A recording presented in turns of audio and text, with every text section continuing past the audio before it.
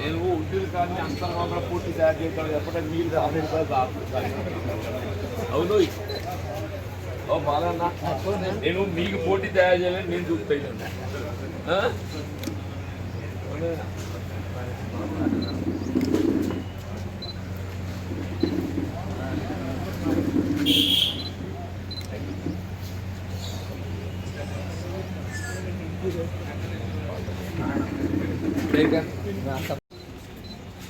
అంటే వాస్తవంగా ఉడ్డరి కులస్తులు ఏదైతుందో శ్రమకు ప్రతిరూపంగా వాళ్ళని పేర్కొనక తప్పదని చెప్పంటున్నారు. మన నిర్మాణ రంగంలో అది భవన నిర్మాణ రంగమే కానీ ఏ విధమైనటువంటి నిర్మాణ రంగమే కానీ అందులో ప్రధాన పాత్ర పోషించేది మన ఉడ్డెర సోదరులు ఆడబిడ్డలను కూడా చెప్పక తప్పదని చెప్పంటున్నాయి. నిజంగా ఉడ్డెర కులస్తులకు ప్రత్యేకత ఏంటంటే మీరు మగవాళ్ళు ఎంత పనిచేస్తారో ఆడవాళ్ళు కూడా అంత పనిచేస్తారో బాబు చెప్పండి. ఇతరత్ర ఏదైతే ఉందో అంత శక్తి వేరే ఆడవాళ్ళని అంత ఉండే చెప్పండి. ఇప్పటికి నేను గమనిస్తున్నా బాబు, మున్పటికి ఇప్పటికి కొంత వ్యత్యాసం వచ్చింది.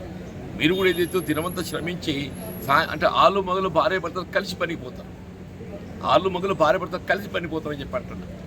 దినమంతా కలిసి పనిచేసి ఆ టీవీఎస్ చంపటుంటూ ఉంటాయి కదా, దాన్ని కూర్చొని ఏదైతే ముందట బండి నడిపిస్తుంటే వెనుక భార్య కూర్చొని వస్తాయి చెప్పంటారు. గడ్డపార పెడతారు, దానికే పార పెడతారు, తట్ట పెడతారు, పెట్టేది వస్తారని చెప్పంటారు. అంటే అటువంటి ఒక ఉడ్డెర కులస్తులకు రాష్ట్ర ప్రభుత్వం ప్రత్యేకంగా సదుపాయాలు కల్పించాలి. ఇవాళ మనం మీ శ్రమతో ఏదైతే నిలబడేటువంటి ఒక నిర్మాణ రంగంలో 1% ఏదైతే ఉందో సెస్ కలెక్ట్ అవుతుంది బాబు. నిర్మాణ రంగం లోపల చేపట్టబడేటువంటి ఒక ప్రభుత్వ పనులలో ఒక 1% సెస్ కలెక్ట్ అవుతుంది. ఆ 1% సెస్ అనేది కార్మికుల మీదనే ఖర్చు పెట్టాలి. 1% సెస్ కార్మికులే ఖర్చు పెట్టాలి. సాధారణంగా ఏదైతుందో అన్ని వర్గాలలో ఆర్గనైజ్డ్ సెక్టర్ కాబట్టి వాళ్ళకు అసోసియేషన్స్ ఉంటాయి. మనది అన్ఆర్గనైజ్డ్ సెక్టర్ బాబు. మనం అక్కడ పోతే పొద్దున 8 గంటలకు పోతే అక్కడ అడ్డా కూలీలు అని ఉంటారా బాబు, అడ్డా కూలీలు అని చెప్పాలి. పాపం వాళ్ళకి ఏదైతుందో కూలీ దొరికినట్టు దొరకదు. ఇలా మనకు మీకు ఏదైతుందో ప్రభుత్వ పరంగా కల్పించేసేటువంటి ఒక సహాయం చెప్పండి. ఇలా కాంట్రాక్టులలో ఏ విధంగా ఎస్సీ అసోసియేషన్స్కి రిజర్వేషన్ ఉంటుందో మన ఉడ్డెర కూడా ఏదైతుందో మీకు కూడా రిజర్వేషన్ ఉన్నది, మీకు ఉన్నది బాబు చెప్పంటున్నా.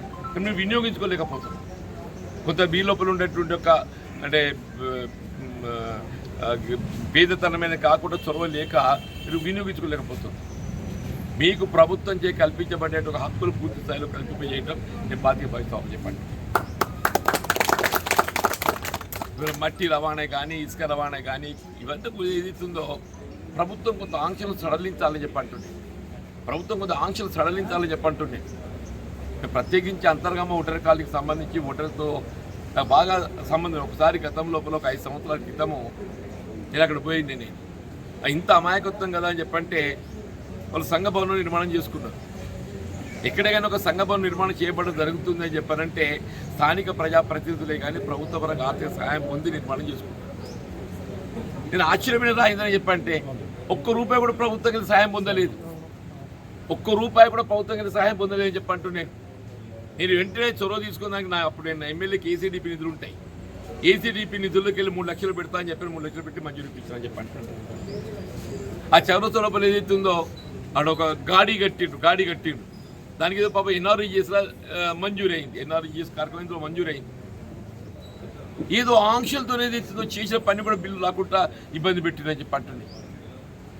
మళ్ళీ ఒడ్డెర కాలనీ ఎప్పుడైతే మీకు ప్రత్యేకంగా వేరు గ్రామ పంచాయతీకి రూపుదిద్దుకున్నదో మీకు ఒక స్వతంత్ర గ్రామ పంచాయతీకి కల్పింపు చేయవలసిన సౌకర్యాలన్నీ కూడా మేము కల్పింపజేస్తామని చెప్పండి. భవన నిర్మాణమే కానీ మీ పాఠశాలకు మొన్న నేను ఏదైతే కాంపౌండ్ వాల్ మంజూరు చేసింది పాఠశాలకు సంబంధించి చెప్పంటున్నాను. పాఠశాల ఈ కాంపౌండ్ వాళ్ళకి పరిమితం కాదు, దాన్ని పూర్తి చేసి మీకు అదనంగా తరగతి గదులు అవసరం పడ్డది ఏర్పాటు చేస్తాం, టీచింగ్ వ్యవస్థను కూడా ఏర్పాటు చేస్తాం. ఇప్పుడు అంగన్వాడీ ఏదైతే ఉందో అసలు అంతర్గామ గ్రామానికి సంబంధం లేకుండా అంగన్వాడీ నియామకం అనేది ఏదైతే ఉందో మన ఉడ్డెర ఆ కాలనీ నుండి నేను నియామకం చేసి మీ అమ్మాయి చదువుకున్న అమ్మాయి మీ దాంట్లో మన ఉడ్డ రాజధానిలో ఎవరైతే 7వ 10వ చదివిన వాళ్ళు ఉంటారు కానీ మీకు నేను అవకాశం కల్పించి మీకు అక్కడే బోధన చేసినట్టు ఏదైతే ఉందో నేను సౌకర్యం కల్పిస్తాను. ఉడ్డెర కాలనీకి ఇవాళ అంతర్గామతో విడిపోయిన గ్రామ పంచాయతీ కాబట్టి మీకు అక్కడ రేషన్ షాప్ అంగన్వాడీ ద్వారా రేషన్ షాప్ అని చెప్పి అంటున్నా. నేను గతంలో రేషన్ షాప్ అక్కడ విక్రయింపజేసిందే, తర్వాత ఏదైతే ఆన్లైన్ అదేదో బయోమెట్రిక్ అని చెప్పాను మళ్ళీ ఆపేసాను. మళ్ళీ మొన్న చెప్పి నేను ఒడ్డెర కాలనీ లోపల మీకు అక్కడ ఈ రేషన్ విక్రయం మీది మీకు జరిగేటట్టు అని చెప్పండి. రేషన్ విక్రయం మీది మీకు జరిగేటట్టు, అంగన్వాడీ మీది మీకు ఉండేటట్టు, పాఠశాల సౌకర్యమే కానీ చెప్పంటూ నేను నిజంగా రామాలయం ఇంత పెద్ద రామాలయం కట్టినంటే రాముల వారు మెచ్చుకోవాలి తమ్మి చెప్పంటున్నా. ప్రభుత్వంకి ₹1 ఆర్థిక సహాయం ఆశించకుండా అంటే వారికి ఏదైతే మీకు దేవుని ఎంత భక్తి విశ్వాసం అనేది నేను చెప్తున్నా చెప్పంటున్నా. అదే నిదర్శనం. మీకు దేవుని మీద ఉండే ఒక భక్తి విశ్వాసానికి నిదర్శనం ఏంటంటే దాదాపు ₹50 లక్షల చందాలు సేకరించుకొని మీకు మీరు రాముల వారి యొక్క ఆలయ నిర్మాణం చేసుకున్నా చెప్పంటే నేను అభినందిస్తున్నా చెప్పంటున్నా. నేను దేవాలయ ప్రారంభోత్సవం సందర్భంగా నన్ను పిలిచిరు సర్పంచ్ గారు, ఇతర మన వాళ్ళందరూ పిలిచి నన్ను. నేను పోయి చూసి నేను ఆశ్చర్యపోయినా. అంత పెద్ద దేవాలయం ఏదైతుందో రాముల వారి గుడి స్వయంగా మీరు చందాలు ప్రోగు చేసుకుని నిర్మాణం చేసుకుని నాకు ఎక్కడ ఏ గ్రామంలో కూడా అంత పెద్ద నిర్మాణం చేయాలి. మన తర్వాత అంతర్గామంలో ఆంజనేయ స్వామి గుడి కట్టిండ్రు. మన ఒడ్డెర కాలనీలో రాముల వారి గుడి కట్టిండ్రు, అంతర్గామంలో ఏదైతుందో ఆంజనేయ స్వామి గుడి కట్టిండ్రు చెప్పండి.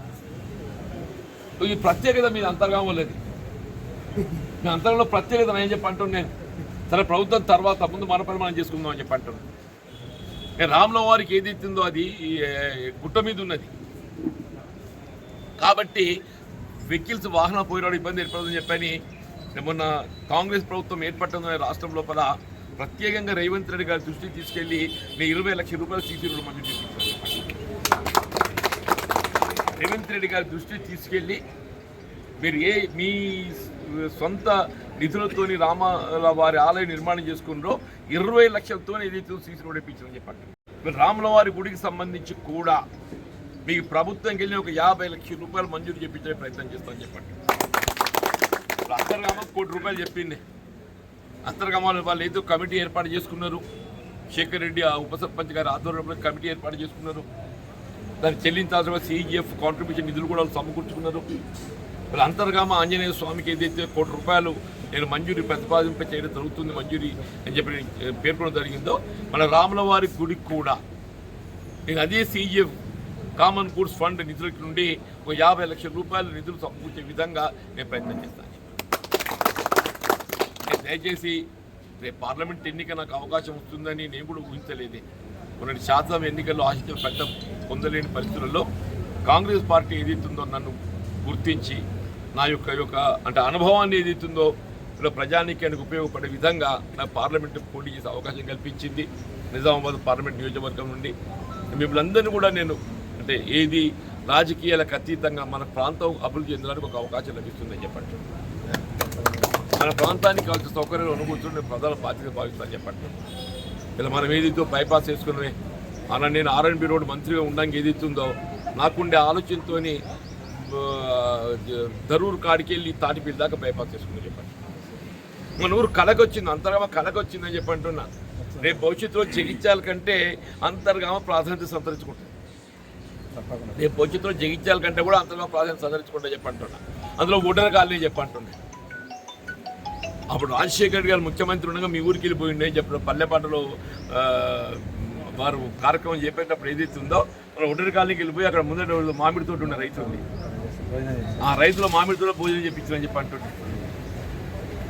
ఇవాళ మిత్రులు గంగాధర్ గారు అట్లాగే వారి సహచరులు అందరూ కూడా కాంగ్రెస్ పార్టీ చేరి కాంగ్రెస్ పార్టీ బలోపేతానికి ముందుకు వచ్చినందుకు మీ అందరినీ హృదయపూర్వకంగా ధన్యవాదాలు చెప్తూ మన ఒడ్డెర కులస్తులకు ఏదైతే మీ శ్రమకు తగ్గ ఫలితం కల్పింప చేయబడే విధంగా మీకందరికీ ఏదో ప్రత్యేకంగా ఈ విషయం సౌకర్యం ఏర్పాటు చేసి మీ ఆరోగ్యానికి భద్రతే కానీ పనికి కూడా ఏదైతే నేను బాధ్యత వాళ్ళు చెప్పండి.